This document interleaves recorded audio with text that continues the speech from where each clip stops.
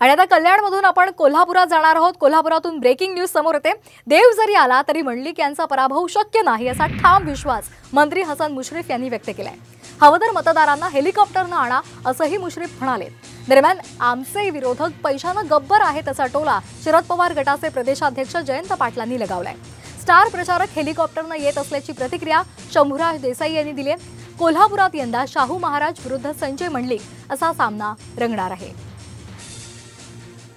तर संजय मंडलिकांचा पराभव करणं प्रत्यक्षात भगवानाला सुद्धा शक्य होणार नाही अशा प्रकारचं आपण व्यूहरचना करायची आहे। आणि मी अनेक वेळा विनोदाने म्हणतोय, मुंबई असू दे, पुणे असू दे, अमेरिका असू दे, लागलं ते हेलिकॉप्टर माणसं आणू, परंतु आपण संपूर्ण असलेले मतदान आपण बोलवून आपण निश्चितपणानं प्रचंड मताधिक्यानं संजय मंडलिकांना विजय करायचा संकल्प आपण आज करायचा। हेलिकॉप्टरने मतदार आणू असं म्हणणं म्हणजे मतदारांची सगळी व्यवस्था करायचं ठरलेलं दिसतंय।